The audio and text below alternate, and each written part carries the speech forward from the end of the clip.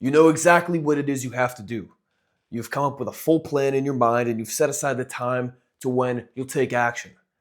But then that time comes and you don't. Your mind is somewhere else completely. And it feels impossible to lock in on that task because you're so fixated on all this other stuff rather than what it is you actually have to do. Why does this happen? Why do we struggle to take action even when we know what it is we need to be doing? This is something I've wondered about for a while. I've really thought about this.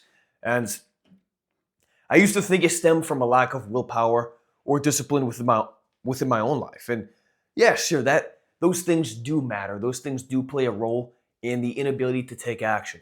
But it turns out it actually runs much deeper than this.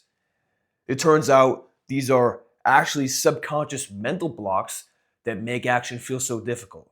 And if I lost you there, then don't worry, we'll get there. But in this video, I want to talk about why these subconscious mental blocks happen, why they come to be, how they hold you back, and what you can do to overcome them altogether. All right? So let's get into it. So first things first, we must keep in mind how much of an influence the subconscious mind has over your entire life. Your subconscious can process millions of information bits every single second without you even knowing. It's beneath the surface of your awareness. It remembers everything you've ever experienced, and it has this one central goal in mind, all right? And that is to keep you feeling safe, keep you feeling secure within your environment. So it essentially pulls the strings of your life, controlling your thoughts and your emotions and many of those sudden reactions that happen without you even knowing why they're happening. Now, on the point of subconscious mental blocks, you see, these are the thoughts or behaviors that show up when you're about to do something big, when you're about to do something that's meaningful yet challenging within your life that'll actually improve your life. So these things, these subconscious mental blocks, they manifest. They manifest through overthinking. They manifest through self-sabotage, avoidance behaviors, escapism behaviors, all right?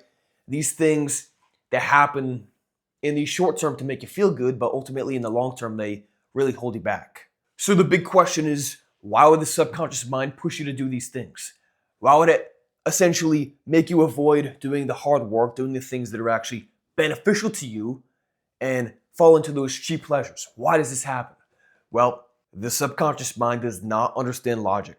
What it knows is that your current identity, the person you are right now, this is the version that it understands. This is something that it needs to preserve, because in order for the subconscious to feel like it's doing its job, then your current version, your current identity needs to survive. It needs to keep living out the same life over and over and over. Because if you were to take some sort of bold action, something that was deeply meaningful and challenging within your life to improve yourself, then your current identity would essentially wither away. It would die.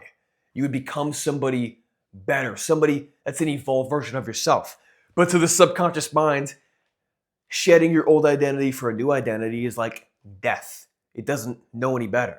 And this, my friend, is why so many people find it so difficult to actually change their life.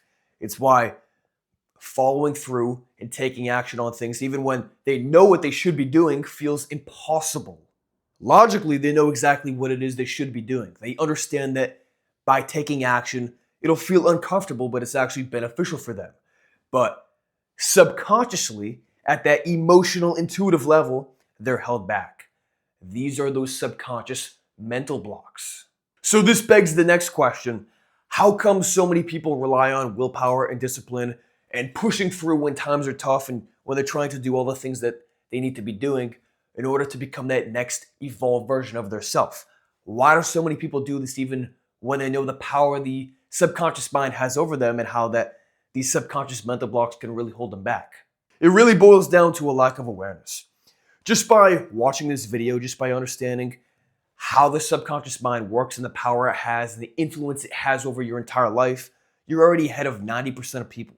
Most people have no idea the difference between their conscious mind and their subconscious mind. They just know that they self-sabotage, they overthink, they indulge in those avoidance and escapism behaviors when they're trying to do those things that they should be doing in order to improve their life. And they have no idea why this happens, but you do. So you already have this higher level of awareness, which is a very good thing. And look, willpower and discipline do play a role in behavior change. I'm not saying that they're not useful, because they are, especially when you're trying to build this momentum in the short term.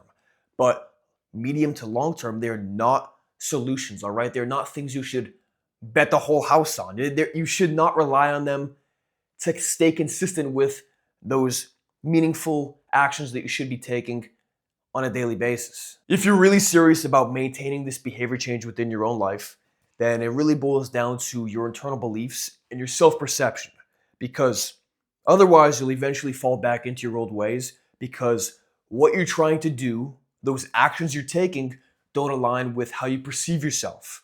They don't align with your identity. They don't align with the beliefs you have deep within you.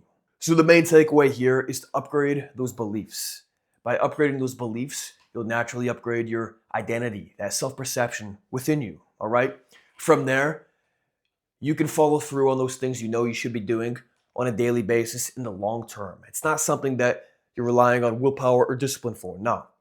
When your internal state has upgraded, when it's evolved, then those things you do in the external world will naturally follow. So I hope this makes sense. I'll dive way deeper into this in the next video about beliefs and how you can reshape them in ways that actually serve you. So be on the lookout for that. And yeah, thank you for watching. These are my thoughts. Speak to you soon.